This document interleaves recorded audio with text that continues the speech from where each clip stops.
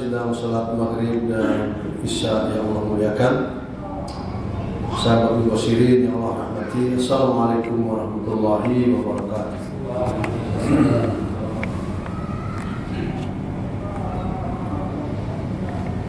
Innal hamdalillah nahmaduhu wa nasta'inuhu wa nastaghfiruh wa na'udzu billahi min shururi anfusina wa min sayyiati a'malina. Man yahdihillahu fala mudilla lahu wa man yudlil fala hadiya lahu wa asyhadu an la ilaha illallah wahdahu la syarika lahu wa asyhadu anna Muhammadan abduhu wa rasuluh. Allahumma shalli ala Muhammadin wa ala alihi wa sahbihi ajma'in. Amma ba'd. Subhanaka la ilma lana illa ma 'allamtana innaka antal alimul hakim wa tub 'alaina innaka antat tawwabur rahim. Allahumma inni a'udzu bika min ilmin la yanfa' wa min qalbin la yakhsha wa min nafsin la tusma' wa min da'watin la tustajabu lah. Allahumma inna nas'aluka ilman nafi'a wa rizqan wasi'a wa 'amalan mutaqabbalan. Alhamdulillahirabbil alamin. Puji syukur kita panjatkan pada Allah SWT. Pada setiap pertemuan seperti ini memang kita harus selalu meningkatkan rasa syukur kita, karena pertemuan serupa ini tidak lain merupakan izin dan ridha Allah SWT pada kita. Juga senantiasa kita panjatkan salawat dan salam kita untuk junjungan alam paduka yang mulia Nabi kita Muhammad SAW. Tentu pada setiap kita mengumandangkan salawat dan salam itu ada di dalamnya harapan dan yang mungkin keinginan. Semoga kita termasuk hamba Allah yang telah mendapatkan syafaatul uzma yang Allah izinkan kepada beliau untuk umatnya, yang pada saat itu tiada satu pun hamba yang akan memberikan syafaat atas izin Allah melainkan diri Nabi Muhammad SAW. Pada sore hari ini, ikhwan, mari sama-sama kita membuka surat Az-Zumar ayat 53. Bagi yang membawa handphone, karena sekarang dengan mudah kita buka di handphone ayat-ayat atau tafsir yang diinginkan, tinggal buka saja. Az-Zumar ayat 53 yang berbunyi, A'udzu billahi minasyaitonir rajim. Bismillahirrahmanirrahim. Qul ya ibadiyalladzina asrafu ala anfusihim la taqnatu min rahmatillah. Innallaha yaghfiru dzunuba jami'a. Innahu huwal ghafurur rahim. Kul, katakanlah wahai Muhammad, ya ibadi,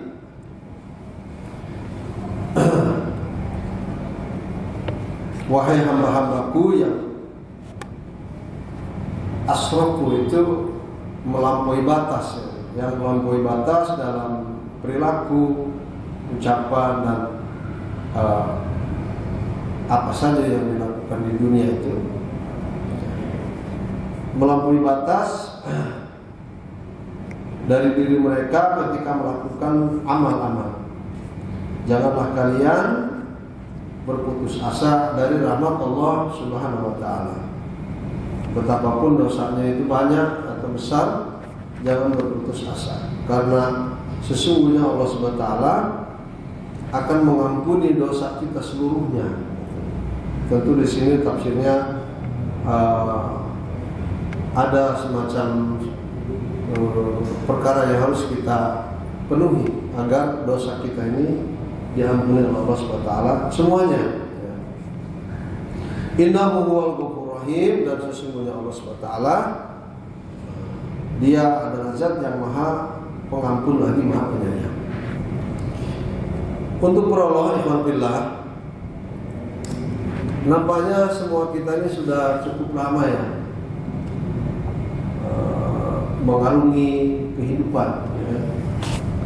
Sudah cukup lama, panjang lebar kita hidup di dunia ini. Maksud panjang lebar itu ya panjangnya kita nggak bisa ngukur, lebarnya juga bisa ngukur ya Pak. Tapi kita sudah nampaknya sudah panjang lebar hidup kita di dunia ini ya. Yang di dalamnya terakumulasi, di dalamnya itu subhanallah terakumulasi dari masalah pembicaraan, perbuatan, mungkin niat-niat hidup, juga mungkin terakumulasi dari hasil pemikiran kita. Kalau kita hitung-hitung berapa banyak pembicaraan yang telah kita ucapkan, amal-amal yang telah kita perbuat, niat yang begitu banyak, pemikiran-pemikiran yang luar biasa sudah kita tumpah ruahkan pada hidup ini.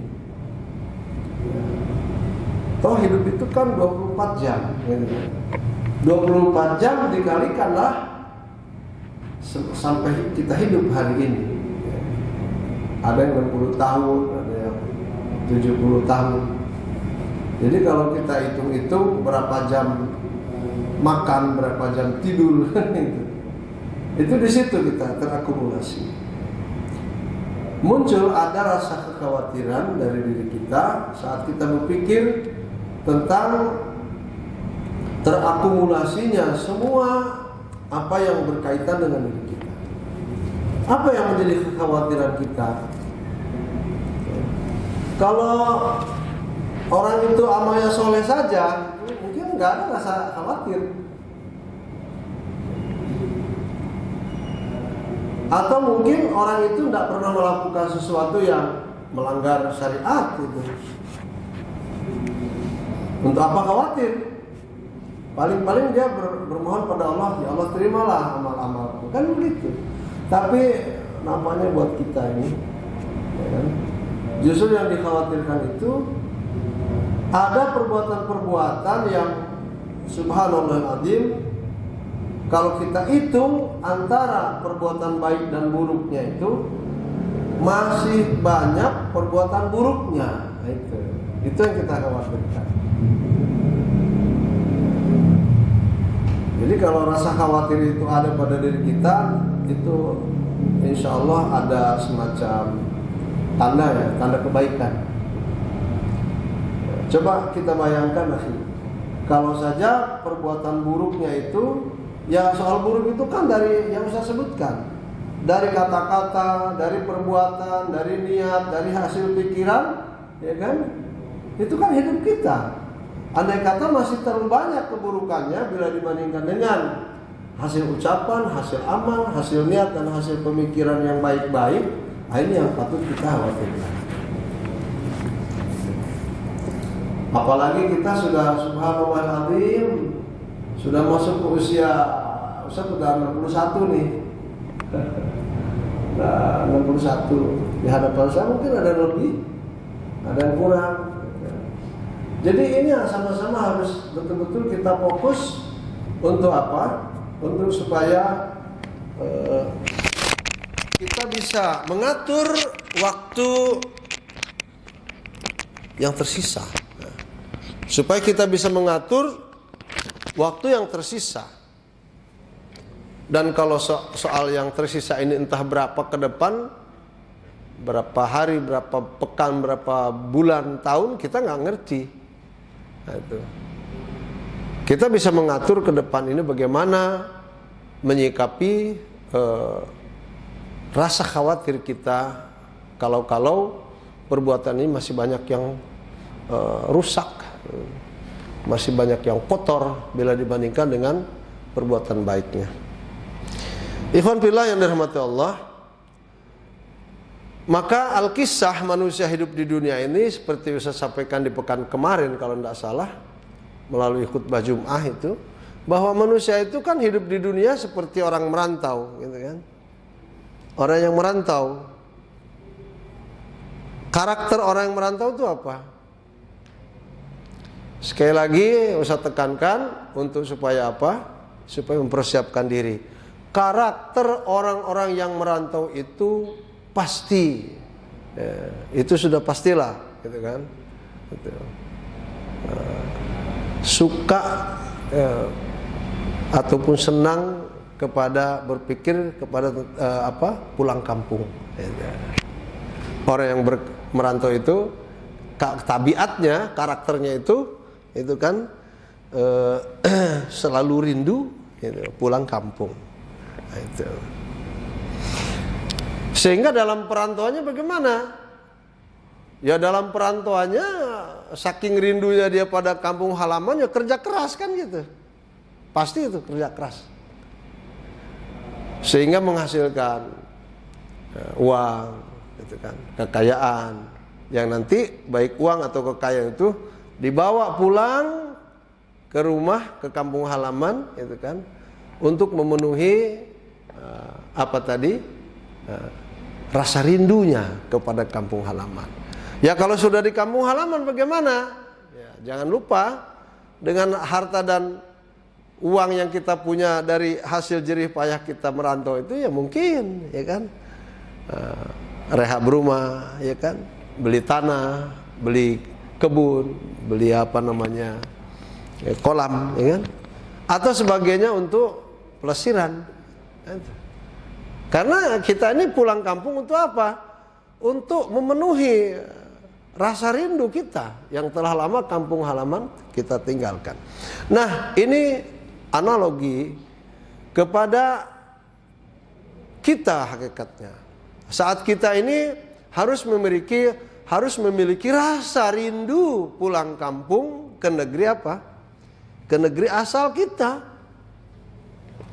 Negeri asal kita semuanya pasti udah tahu lah ya. Padahal kalau ditanya mau buru-buru nggak pulang kampung, kita malah nggak mau kan gitu. Kampung halaman kita itu negeri akhirat. Yang di dalam sana itu, di dalam negeri itu adalah surga-surga Allah Subhanahu wa taala yang begitu nikmat rasanya. Itu. Dan di sana juga ada neraka Allah Subhanahu wa taala yang begitu panas dan pedih rasanya. Na'udzubillah min dzalik. Nah, itu. Ya, kita harus memiliki rasa rindu kepada negeri tempat kita berasal dari mana. Nah. Maka ikhwan yang dirahmati Allah, ayat tadi menggambarkan pada kita untuk kita ini betapapun banyak kesalahan, banyak dosa, ya kan? Banyak melakukan, ya katakanlah pelanggaran-pelanggaran syariat yang tidak senonoh itu. Selama di dunia ini kita tidak boleh berputus asa, itu loh. Jadi Allah Subhanahu wa taala yang kita sembah ini maha bijaksana, maha adil pada hamba-hambanya. Diberikan kesempatan untuk mereka apa? Mengevaluasi diri, memperbaiki keadaan dan mencoba untuk dibawa pada pemikiran-pemikiran sehat oleh Allah Subhanahu wa taala. Nah, maka bunyinya tadi, wahai orang-orang yang dari hamba Allah yang melampaui batas perlakuan dirinya itu dari dosa-dosa dan pelanggaran, hendaklah jangan berputus asa. Sesungguhnya Allah akan menggunakan fi'il mudhari ini, akan, gitu kan. Berarti selalu akan Allah itu mengampuni dosa-dosa kita sebagai hamba-Nya. Dan Allah tidak akan mengurangi sifat Allah sendiri, Ghafurur Rahim, Maha Pengampun, lagi Maha Penyayang. Oleh karena itu, kita sebagai hamba Allah yang telah dititipkan pada kita pikiran yang sehat, hati yang bersih dan jernih, mencoba untuk apa? Untuk melakukan upaya konkret, itu loh. Upaya apa konkret itu? Upaya yang nyata, gitu kan? Demi dosa-dosa kita ini terampuni semuanya, gitu loh, oleh Allah Subhanahu wa taala. Apa langkah konkretnya?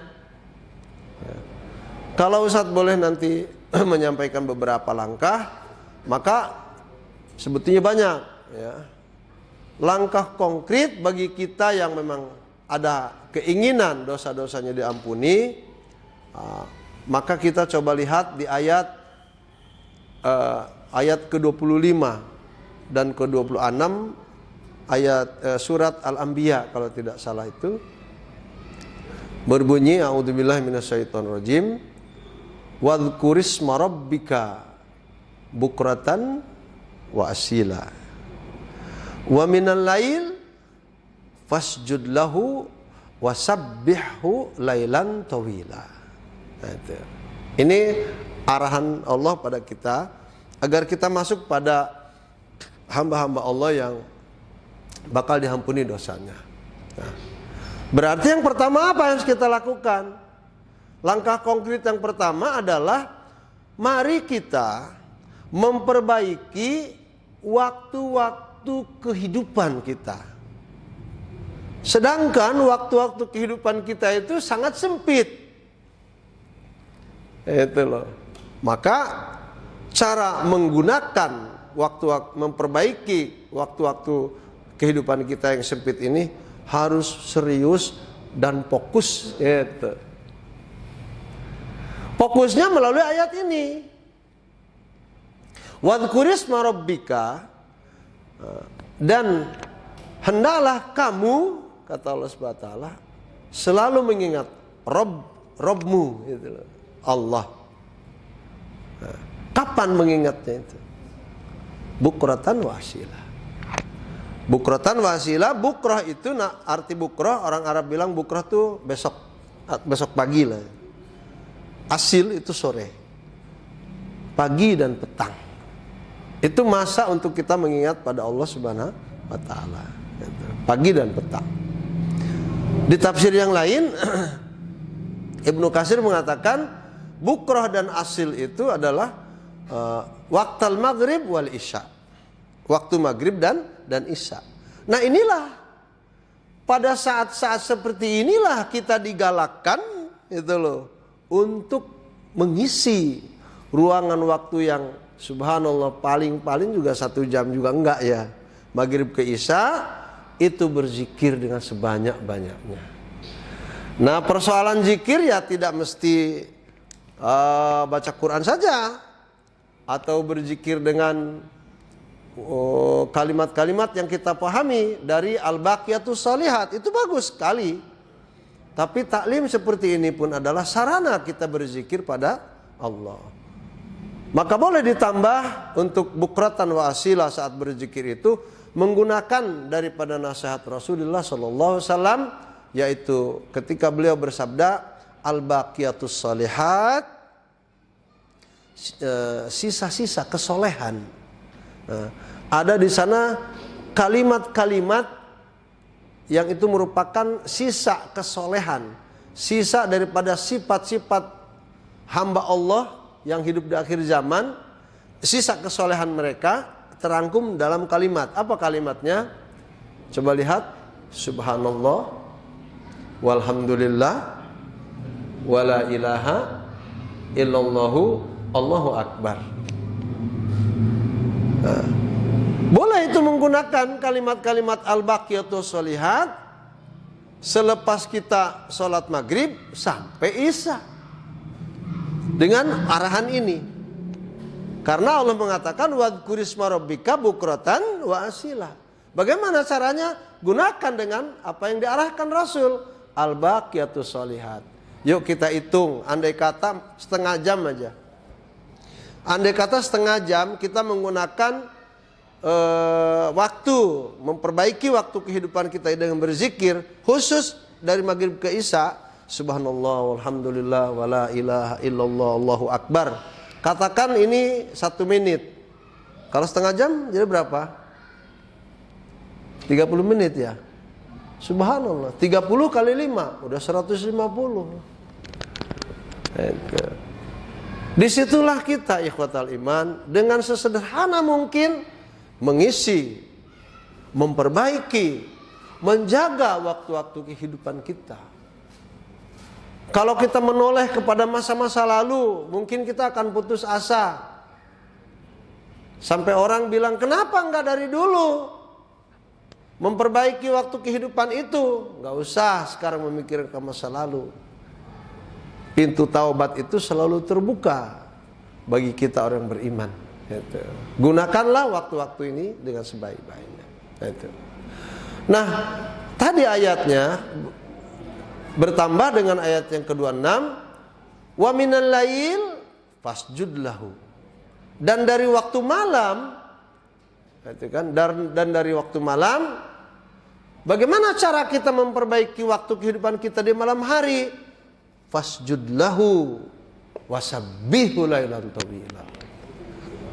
Cara kamu memperbaiki waktu kehidupanmu di malam hari, maka banyaklah sujud kepada Allah. Di dalam sujudnya bagaimana? Bertasbih dengan tasbih yang panjang melalui waktu-waktu malam, yang di situ ada waktu luang buat ibadah. Maka kita lihat bervariasi kawan-kawan kita di luar rumah kita yang mereka niatnya memperbaiki waktu kehidupan mereka, itu kan? Ada yang sudah bangun jam 2, betul enggak Ansep? Dini hari, ada yang bangun setengah 3, ada yang jam 3, ada yang setengah 4, ya kan? Kalau setengah 4 itu ke toilet, gosok gigi, mungkin mandi setengah jam ya. Maka jam 4 jam 4 itu dia baru mulai perbaikan waktu-waktu kehidupannya dengan ibadah malam.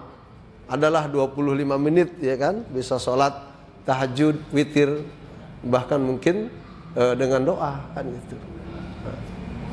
Nah, ini cara untuk memperbaiki waktu kehidupan di malam hari. Fasjud lahu wasabbihu lailan tawila. Banyaklah sujud pada Allah, gitu kan? Dan bertasbihlah dengan tasbih yang banyak melalui malam-malam yang panjang. Maksud malam yang panjang itu tadi bervariasi cara kita bangun.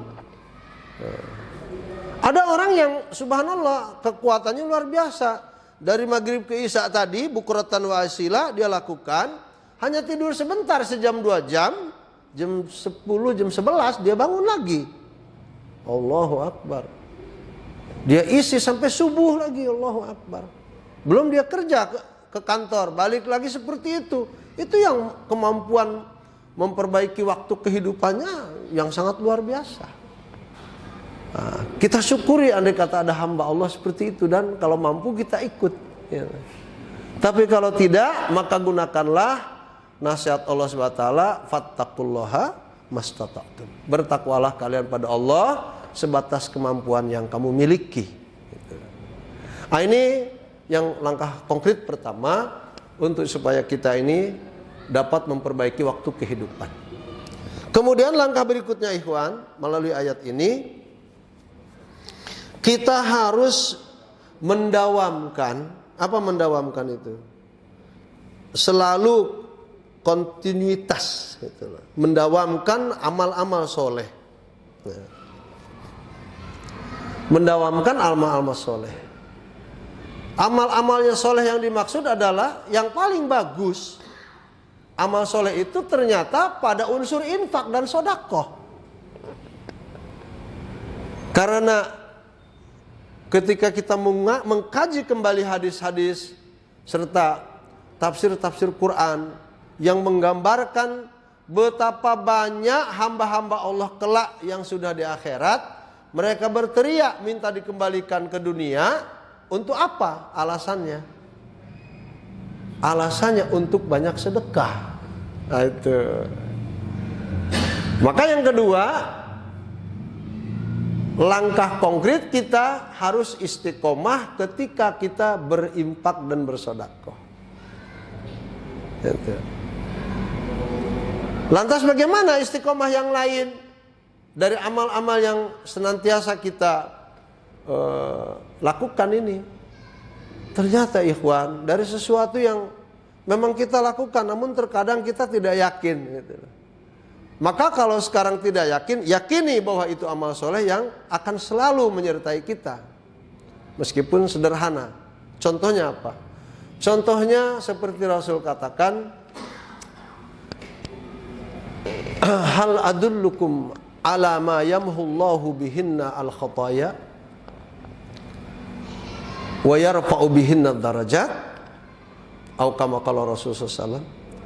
Sukakah kalian aku tunjukkan pada amal perbuatan yang kalau kalian lakukan itu dapat menggugurkan dosa-dosa kalian, itulah, dan meninggikan derajat kalian di sisi Allah. Ini hadis sudah saya sampaikan sebetulnya. Hanya ini contoh saja. Qalu bala. Para sahabat mengatakan, sampaikanlah kepada kami informasi itu ya Rasulullah. Gitu kan? Maka Rasul mengatakan yang pertama, isbagul wudu alal makarih. Maka pertama, selalulah kalian melakukan wudu dengan baik. Artinya wudu dengan baik itu bagaimana? Anggota badan yang harus kena air wudu itu harus dilebihkan. Gitu. Jangan dikurangi malah, dilebihkan. Baik tangan, baik muka, baik kepala atau kaki, itu harus dilebihkan.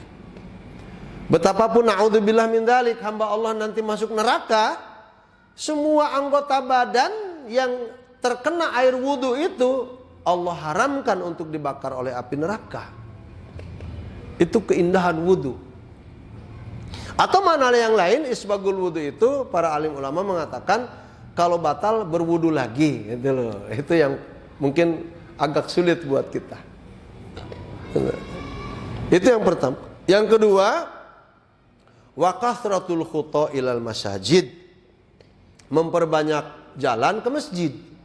Satu langkah menghapuskan dosa, langkah berikutnya meninggikan derajat kita di sisi Allah Subhanahu wa taala. Nah, itu. Dan yang ketiga, ini yang mungkin harus betul disiplinnya, intidharus shalah minas shalah fadzalikumur ribat, fadzalikumur ribat, fadzalikumur ribat. Yang ketiga, tunggu waktu sholat yang satu kepada sholat yang lain. Gitu. Zuhur jam berapa sekarang? 12.05 menit, Ustaz. Ya. Apa berapa? Hah? Jam 12 lebih kan? Iya kan? Artinya sebelum zuhur tiba itu kita sudah berwudu. Mungkin jam 12 kurang 10 kan begitu. Sambil jalan ke masjid, syukur-syukur sudah sholat tahiyatul masjid di sini nunggu azan. Itu yang dimaksudkan agar kita ini selalu disiplin kepada waktu yang memang sudah diwajibkan.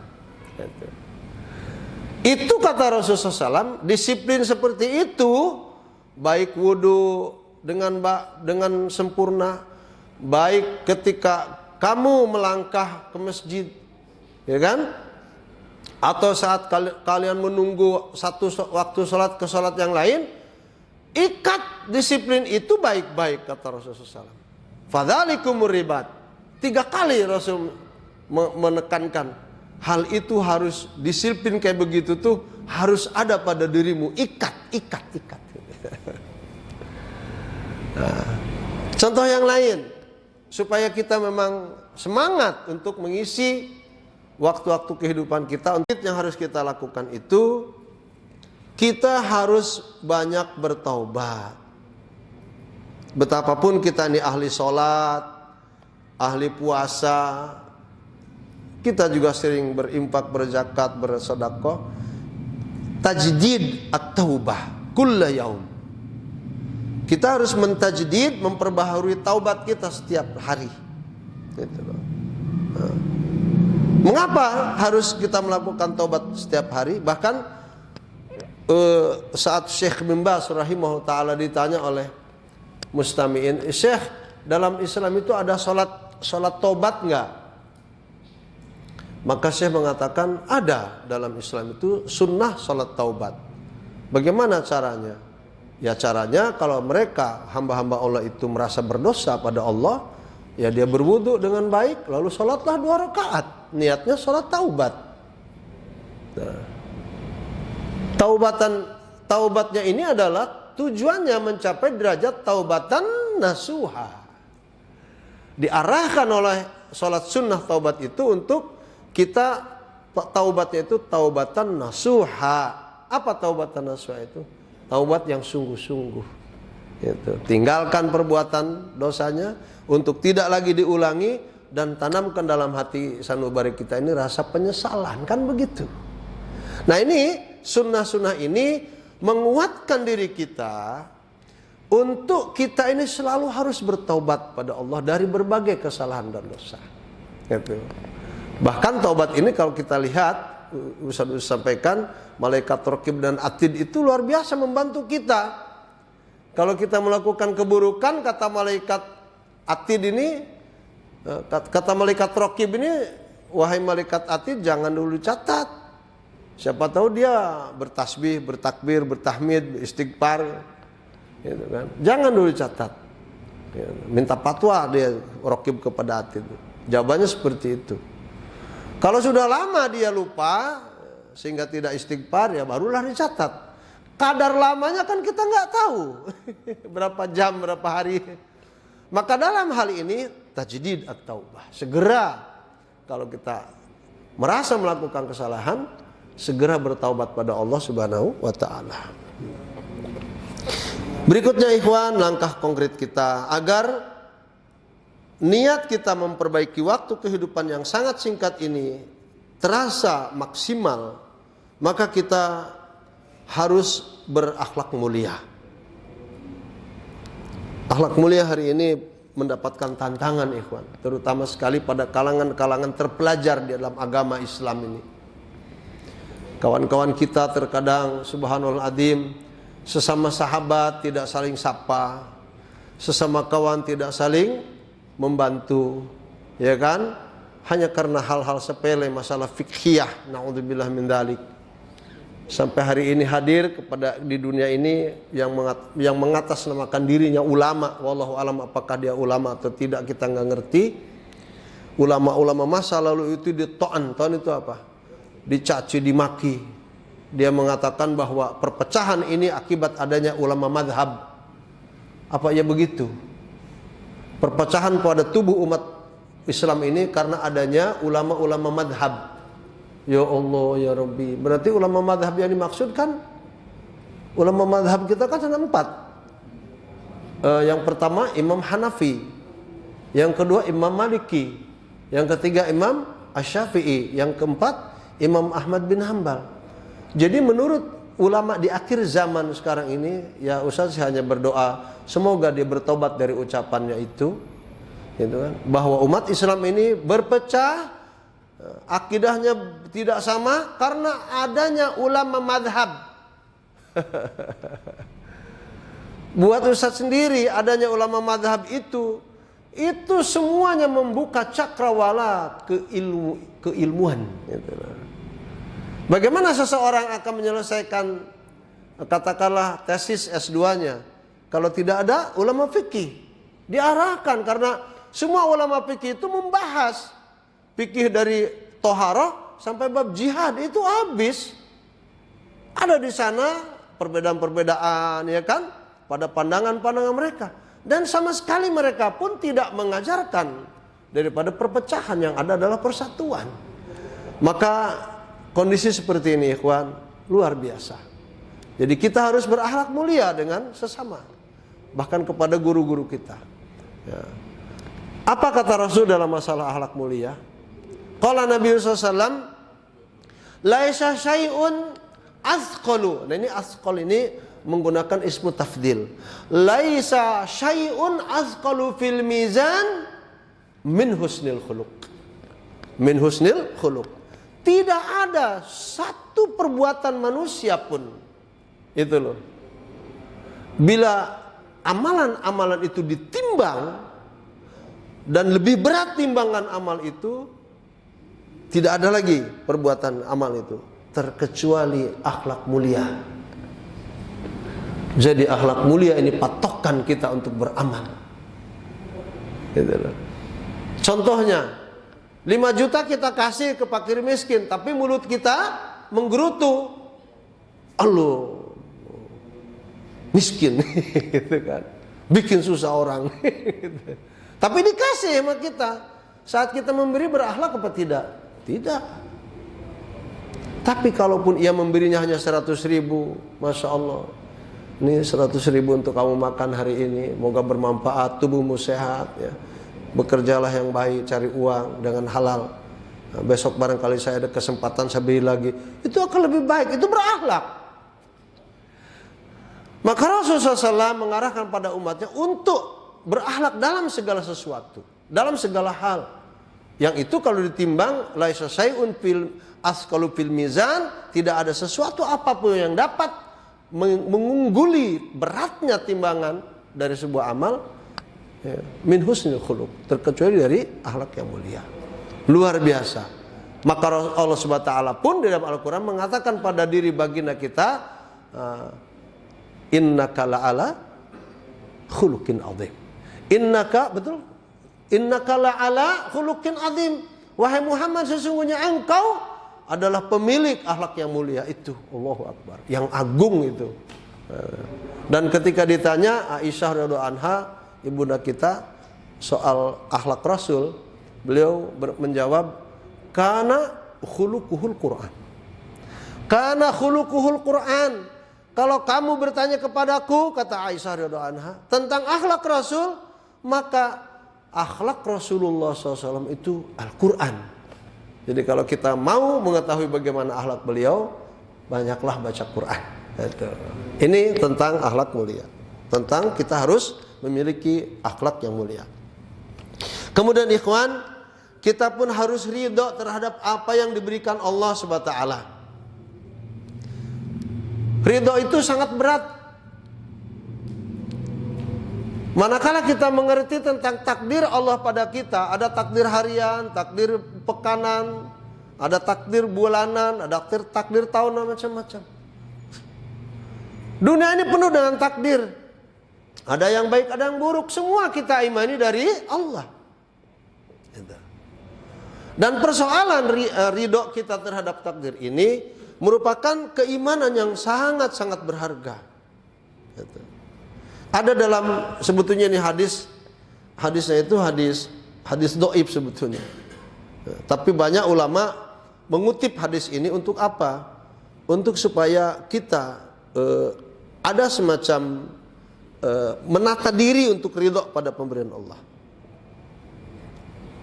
Bunyi hadis itu kalau tidak salah, man lam yardha bi qada'i wa lam yasbir ala bala'i falyaltamis rabban siwai. Sekali lagi ini hadis dhaif. Tetapi kenyataan hadis ini banyak berlaku pada kalangan umat. Karena apa? Karena banyak sekali orang-orang yang tidak ridho dengan apa yang Allah tentukan. Barang siapa yang tidak ridho terhadap apa yang aku tentukan, kata Allah, dan tidak sabar terhadap apa yang aku berikan musibah, maka silahkan cari Tuhan selain aku, kata Allah. Apa ada Tuhan selain Tuhan? Allah selain Allah? Tidak ada. Ini berat kalau hadis itu sahih. Kenapa berat? Karena banyak manusia hidup di dunia ini, banyak yang tidak ridho kepada apa yang menjadi ketentuan Allah. Ikhwan, bumi milik Allah, langit milik Allah, kita sendiri milik Allah. Ketika Allah mengambil apa yang ada di dunia ini, ya apa saja yang Allah ambil itu milik Allah semuanya.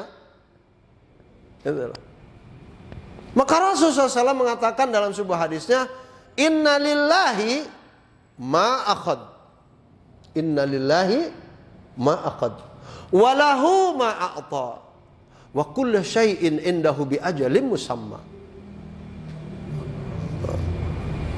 Fal tasbir wal tahtasib. Innama ana abki rahmatan laha, kata Rasulullah SAW. Innama ana abki rahmatan laha. Wa inna allaha la yarhamu min ibadihi illa ruhama. Allah Subhanahu wa taala ketika mengambil apa saja yang ada di dunia ini, ya cara Allah mengambil itu ya dihadirkan ke Aceh tsunami. Cara Allah mengambil haknya itu ya digempakan itu Padang. Gunung Merapi meletus, bergetar itu yang namanya Lombok. Kemarin Cianjur. Allah SWT sesungguhnya ketika dia mengambil apa-apa yang ada di dunia, itu hanya mengambil apa yang menjadi miliknya. Bagaimana kita mau tidak ridho lawang Allah mengambil yang menjadi miliknya? Adapun kita, itu loh, saat hidup di dunia ini hanya menerima apa yang Allah beri. Peluk ke semua orang. Kita ini hidup hanya menerima apa yang Allah beri. Kalau kita 70 tahun ibaratnya nabung uang, lalu banyak uang membangun rumah mewah, itu kan? Lalu ketika sudah terbangun rumah mewah itu beserta mobil yang menghiasi rumah kita, tiba-tiba gempa bumi, hancurlah rumah kita, rusak pula mobil kita. Milik siapa tuh? Itu belum milik kita. Yang menjadi milik kita apa? Kita masih sehat, itu milik kita. Kita masih bisa makan, itu rezeki kita. Kita masih bisa berbicara, itu rezeki kita. Syukur-syukur 70 tahun kita mencari uang. Hasilnya bisa jadi sawah, bisa jadi kolam, bisa jadi ternak, bisa jadi rumah megah, ya kan? Kendaraan mewah, syukuri itu supaya dawam apa yang Allah berikan pada kita itu. Nah itu. Jadi kita ini hanya menerima apa yang Allah beri. Kisah hadis ini ketika itu Rasulullah SAW kehilangan daripada cucu beliau Sallallahu Alaihi Wasallam. Innama ana abki rahmatan laha. Sesungguhnya aku menangis terhadap kejadian putraku meninggal dunia, cucuku. Itu merupakan rahmat buat cucuku. Dan Allah tidak akan memberikan rahmat kepada hamba-hambanya terkecuali pada hamba yang suka memberikan rahmat pada yang lain. Ini hadis Rasulullah SAW. Artinya kalau gempa bumi di Cianjur, berikan rahmat kita sana dengan jadi kita relawan atau kita mendermakan sesuatu untuk mereka. Itu. Langkah berikutnya, ikhwan, masih ada waktu, Pak Patan? Alhamdulillah. Nih karena menjelang Ramadan ini kita harus banyak mengevaluasi kehidupan kita. Ikhwan, yang berikutnya baru 5 tadi ya. Yang ke-6, janganlah berputus asa dalam hidup itu. Ya tadi ayatnya. Kemarin Ustadz ceramah di radio, Ustadz, saking saya hidup ini tidak pernah merasa tenang. Musibah lagi, menderita terus hidup saya ya Ustadz. Bolehkah saya minta cepat mati saja? Saking memang hidupnya itu musibah terus, Pak. Pendengar hasil itu. Boleh nggak saya berdoa kepada Allah supaya cepat mati saja ya Allah? Ya Ustaz, tolong sampaikan pada saya apa doanya itu. Saya mau ngarahin bagaimana ya? Kalau saya bilang ya udah minta mati aja, mungkin dia udah menderita, doanya boleh suruh buru-buru mati, jangan-jangan ini bunuh diri, naudzubillah min dzalik. Tapi saya saat itu teringat dengan apa yang diarahkan Rasulullah SAW. Jika hidupmu penuh dengan mara bahaya dan ujian, jika sedetik pun kamu belum pernah merasakan kenikmatan dunia, bersabar, kata Allah SWT. Itu kata Rasulullah. Bersabar. Tapi kalau memang tidak pun bisa bersabar, dan kalaupun kamu terus hidupnya begitu, takut agamamu yang rusak, gitu loh. Karena yang paling khawatir tuh sudah miskin, agamanya rusak. Maka berdoalah, kata Rasulullah SAW. Apa doanya? Allahumma ahyini maka natil hayatu khairon li wa tawaffani idza kanatil wafatu khairon li. Ya Allah, jika memang kehidupan serupa ini, ya kan, baik buatku, betapapun hidup ini sengsara terus, maka hidupkanlah aku dengan kehidupan yang layak. Arti layak tuh betapapun dia musibah terus kuat, itu layaknya. Tapi kalau engkau tahu bahwa agamaku bakal rusak dengan musibah yang selalu menimpa diriku sehingga hidupku kayak begini, cabutlah melalui kematian, jikalau kematian itu lebih baik buat aku. Itu doanya. Itu. Makanya ikhwan, untuk masalah ini jangan sampai kita ini berputus asa dari rahmat Allah Subhanahu wa taala. Azan dululah. Satu lagi sebetulnya. Azan dulu, setelah azan baru menjelang qomat akan ditambah satu lagi insyaallah. Allahumma rabb hadhihi da'wati tammah wa salatul qa'imah.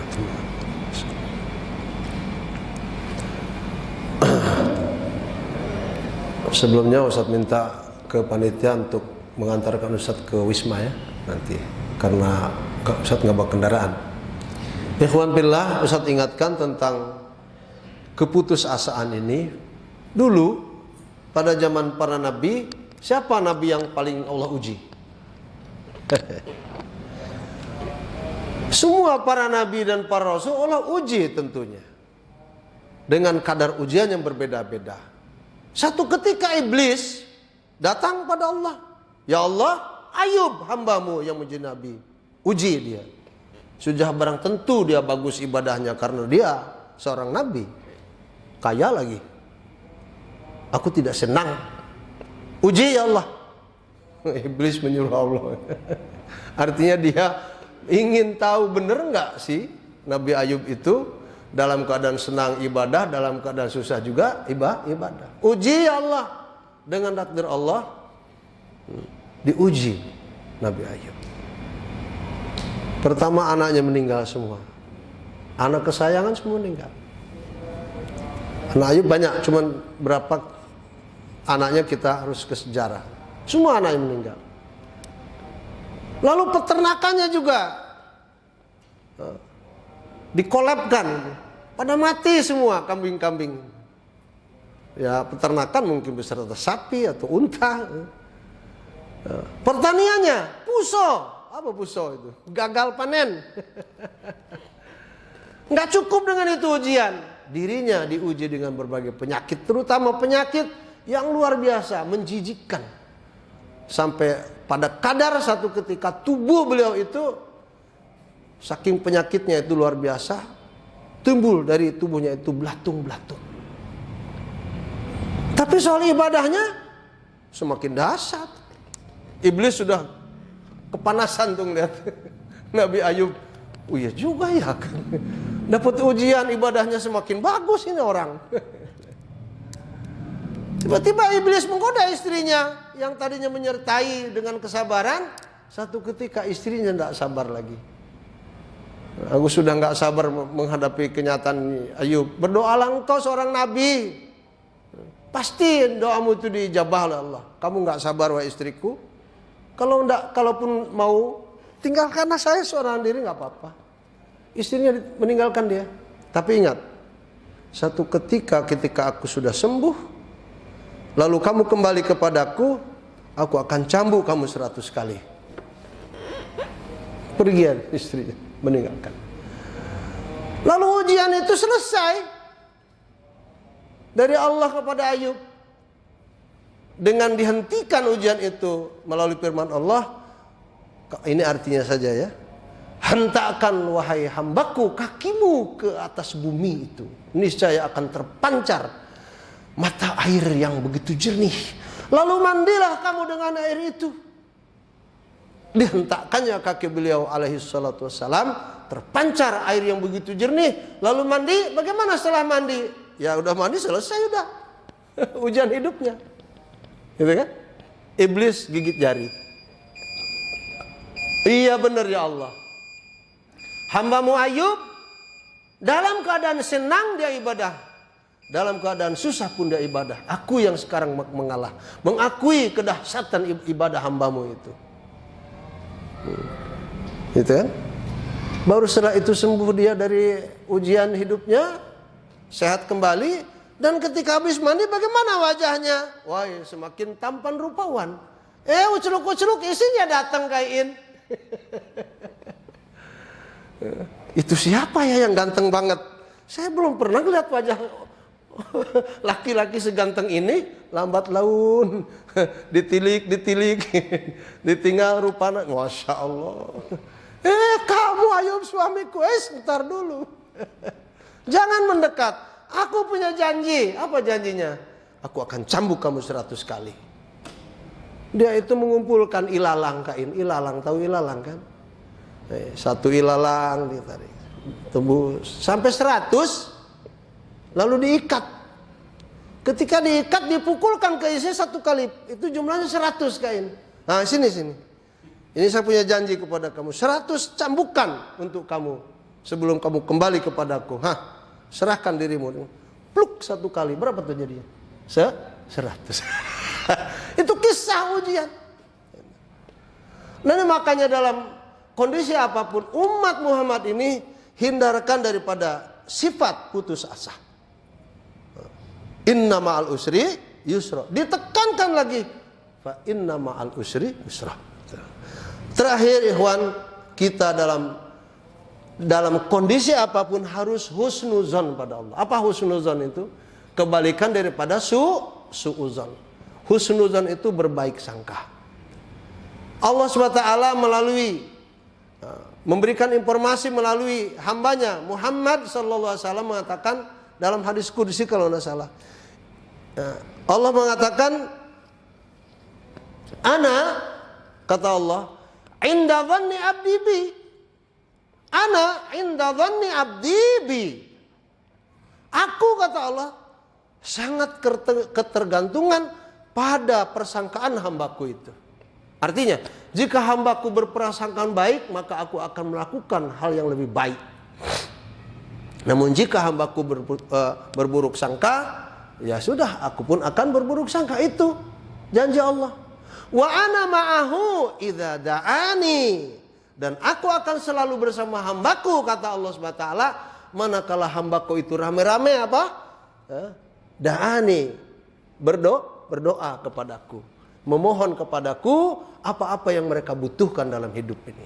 Nah, ini ya ikhwan, karena kita sebentar lagi akan memasuki bulan suci Ramadan, takut Ustaz tidak ada waktu untuk menyampaikan hal-hal yang penting ini, karena waktunya juga mepet-mepet ya. Ramadan itu tanggal berapa Maret? 23-an ya, pokoknya 20 ke atas ya. Itulah nampaknya sebelum kita memasuki bulan suci Ramadan ini, hal-hal yang Ustaz sampaikan itu semoga dapat dimanfaatkan untuk apa? Untuk penjagaan. Agar kita memasuki bulan suci Ramadan dengan segala persiapan tadi. Persiapan untuk memperbaiki waktu kehidupan kita. Ya Allah, moga-moga sampai Ramadan kita masih diberi usia. Persiapan untuk kita ini istiqomah dalam amaliyah. Bertaubat, ya kan? Kemudian berakhlak mulia.